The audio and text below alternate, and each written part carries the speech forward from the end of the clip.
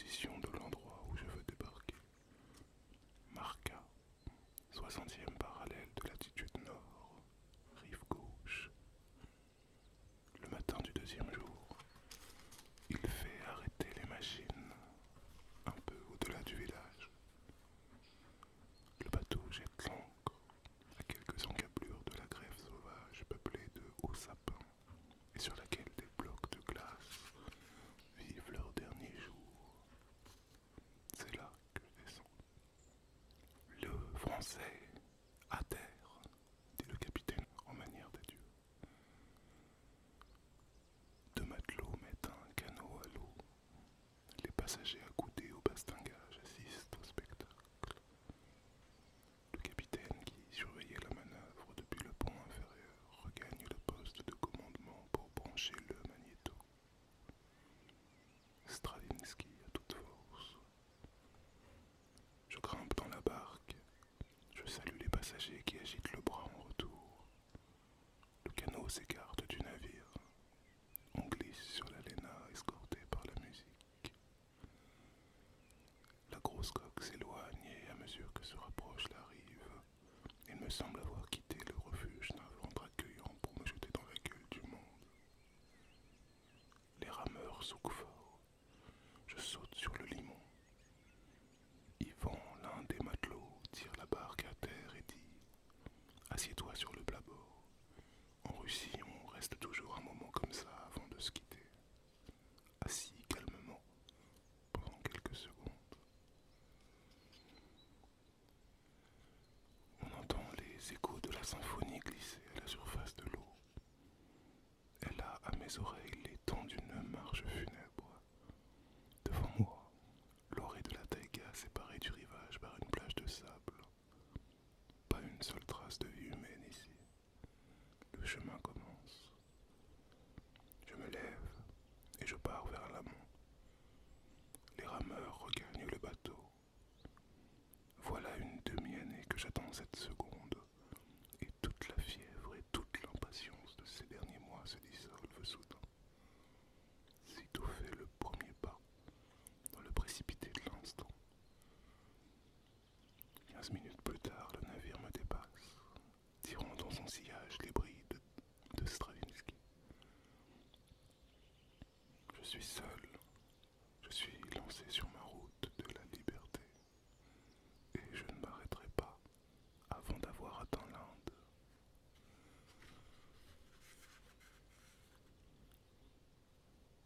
Chapitre 2. Dans le lit de Léna. Je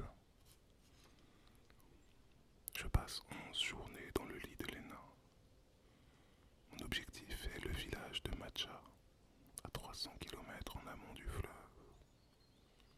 De là, je rejoindrai une piste qui m'amènera au pied d'un massif montagneux dressé devant la vallée de la Victime. Je la traverserai et plus loin, ce sera la Bouriatie du Nord et le lac Baïkal. Mais je n'ose pas encore penser à un objectif aussi éloigné. Pour l'heure, j'avance au bord de l'Hénin, uniquement soucieux d'atteindre au soir venu l'objectif du matin. J'ai fixé à mon sac la clochette de l'ami de Vera, et elle sonne si fort à chaque pas que j'ai deux cervidés. Non, pardon, à chaque pas que deux cervidés s'enfuient devant moi. Mais fera-t-elle assez de bruit pour éloigner les ours? Mystère. Des glaçons gros comme des rochers posés sur la grève sont les derniers vestiges de l'hiver. À cause de la fonte, ils se désagrègent en cristaux verticaux empilés tels des bâtonnets qu'on aurait épluchés de la masse. Je frappe du bout du bâton dans ces fragiles constructions qui s'écroulent avec un bruit de verre, comme les tours de glace d'une cité de cristal. Les affluents de l'Héna coulant du nord entravent ma course. Pour les traverser à gué, je dois enlonger le cours vers l'amont, dans les taillis. J'enfonce jusqu'aux genoux dans les mousses. Prendre les mousses voulant dire s'évader dans le jargon des ex. Je peine à forcer le barrage des broussailles.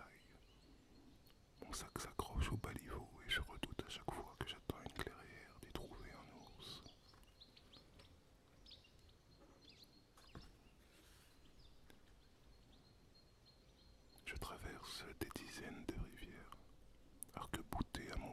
de sapin avec de l'eau froide jusqu'au torse.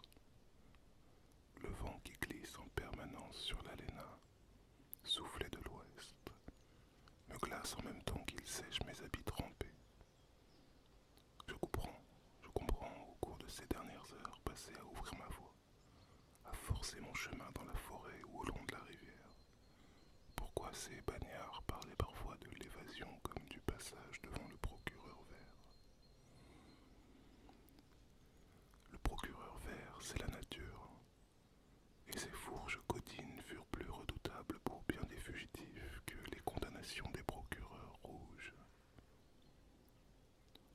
L'eau de fonte a gonflé le tapis des sous-bois. Je fais des heures entières par les marécages, arrachant chaque pas au baiser des vasières.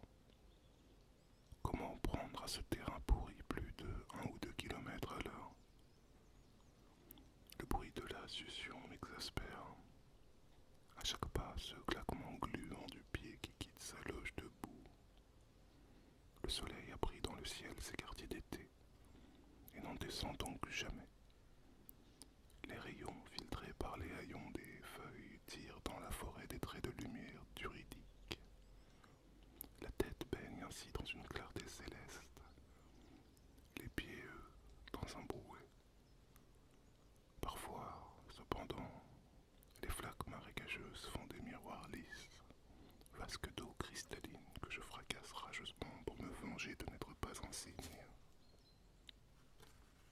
Dans le village de Trumul, pauvre hameau sibérien oublié sur les bords de l'Hénin, pris en étau entre fleuve et forêt, Ivan, qui n'a pour vivre que le blé qu'il cultive et la beauté des lieux, me loge dans sa maison de rondin de 1870.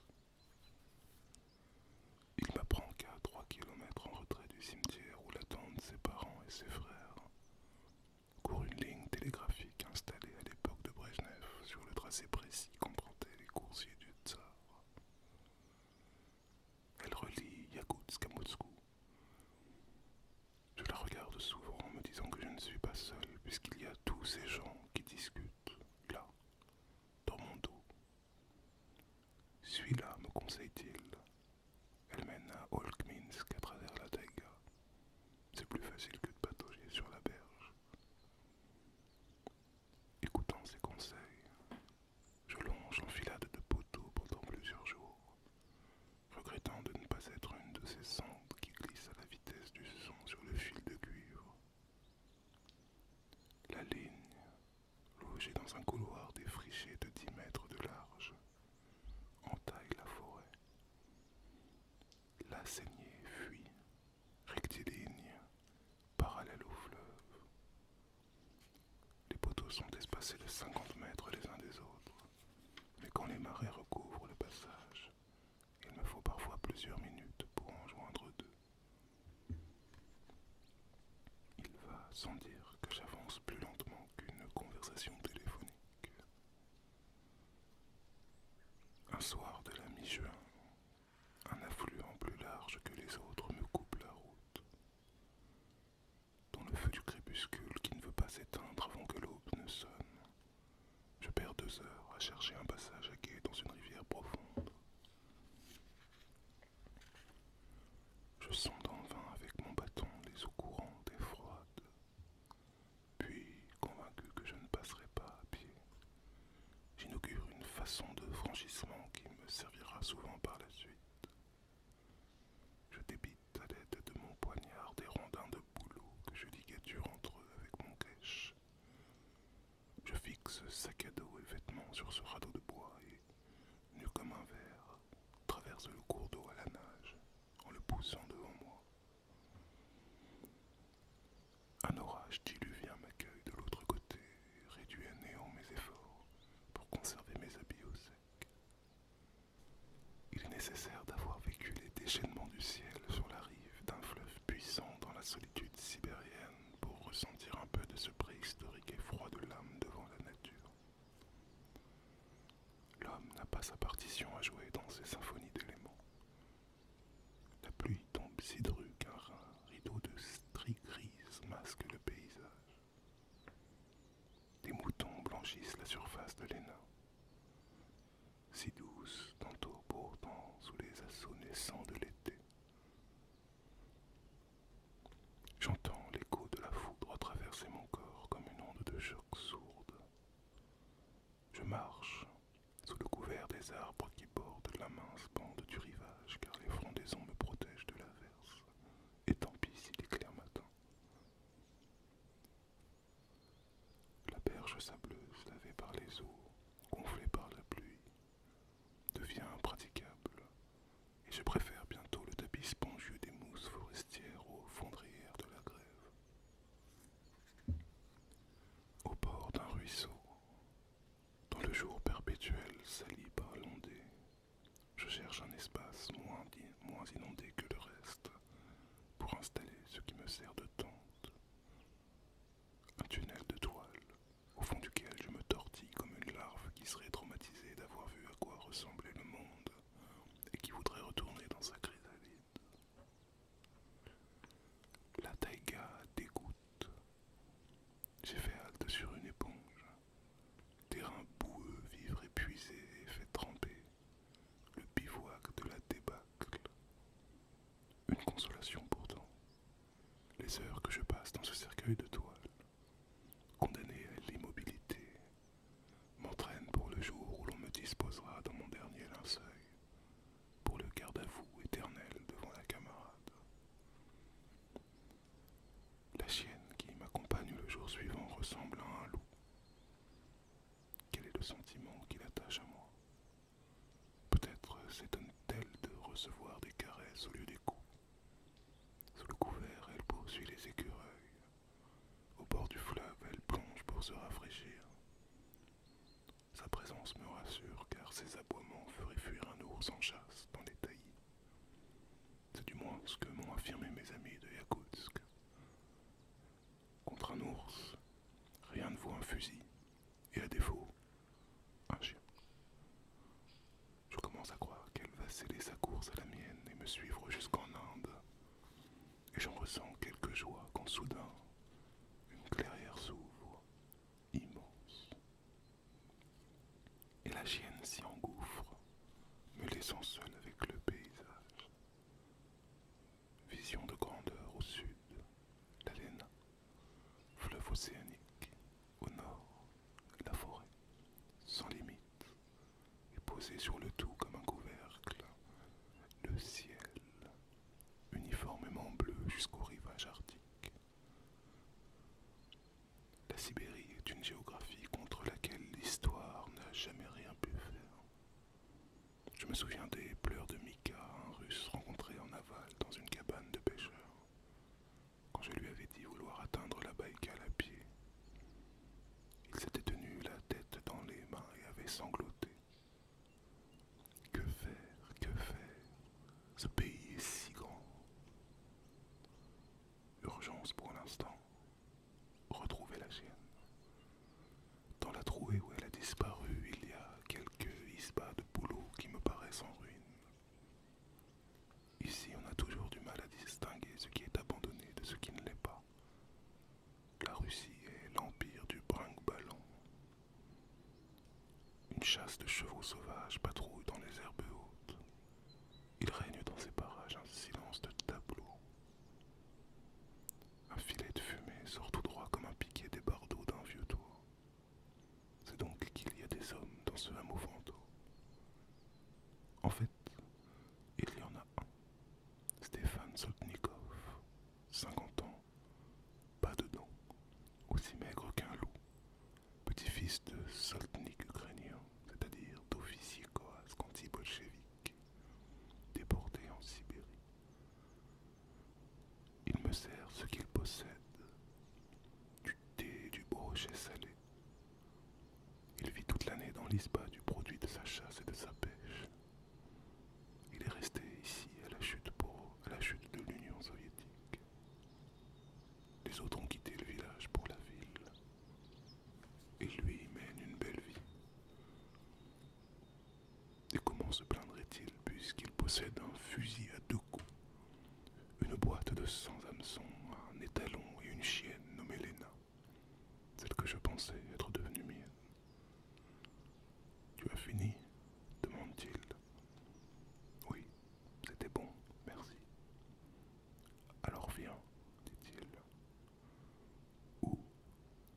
par Victor, un starovière. On monte à deux sur les talons, moi sur la selle et lui sur la croupe. Il porte le fusil et moi deux cannes à pêche. On chemine longtemps dans la taïga et la nuit blanche. Nous longeons vers l'amont le cours d'une rivière. Nous regardons les traces qu'un ours a laissées en fouillant la terre. Nous passons un ruisseau, pierre jaunie par l'oxydation, et puis, enfin, nous parvenons à la cabane. À l'intérieur, les stères sont gras de suie. L'homme qui est assis dans le fond ne lève même pas les yeux quand nous entrons. Il lit la Bible. Son visage est strié de rides, des sillons dans la viande. Il s'appelle Victor. C'est un Strauvière, un vieux croyant, nom donné aux fidèles d'une hérésie du XVIIe siècle, resté attaché à une orthodoxie radicale et qui eut à subir les persécutions des tsars autant que des soviets. Que dit Victor? Rien. Sinon qu'il vit seul ici avec une hache pour n'avoir pas froid, un fusil pour n'avoir pas faim et sa Bible pour n'avoir pas peur. On sort. Le soleil un peu ras traverse les houppiers et se prend dans les rides de Victor le vieux croyant qui s'affaire à présent à préparer le thé. Nous descendons tous les trois sur la berge d'un affluent pour jeter nos lignes et cuire. En cheminant, je dis à Victor que je connais l'histoire d'une centaine de vieux croyants qui ont tenté de s'évader de l'Union soviétique à la fin des années 40. Hommes, femmes, enfants, formant une horde de vagabonds mystiques, étaient partis de l'Altaï et avaient cheminé vers l'Inde à travers le Gobi. Approximativement le long de la route de Slavomir Ravitch, mais seule une vingtaine d'entre eux étaient parvenus à Calcutta en 1952. Les autres avaient péri en route. C'est l'écrivain Michel Bessel qui rapporte cette histoire vraie dans Tiger for Breakfast. Oui, j'ai entendu dire que des starovières se sont évadés dès 1934. Moi pas. Victor ne dira rien d'autre à mon histoire. Mais je sais que les tatouages qu'il porte à l'avant-bras sont des fleurs de goulag, héritage du passé qui s'efface moins vite que les souvenirs. Victor a eu recours aux forêts. Il sait que la vie sauvage et libre est la manière la plus profonde de célébrer l'esprit rebelle. Nous passons la nuit à pêcher le brochet dans une lumière d'hôpital. Puis nous revenons à la cahute avant de reprendre. L'un, la lecture de la Bible. Les autres, le fil de la piste. Je coupe la taïga pour rejoindre les bords d'Hélène. J'ai hâte de retrouver les flancs de mon fleuve déesse. J'ai quelques névés achèvent de fondre protégés du soleil par des ramets touffus. Et après m'être enfoncé dans la mousse de la taïga et l'eau des marais, je patauge dans la neige sale.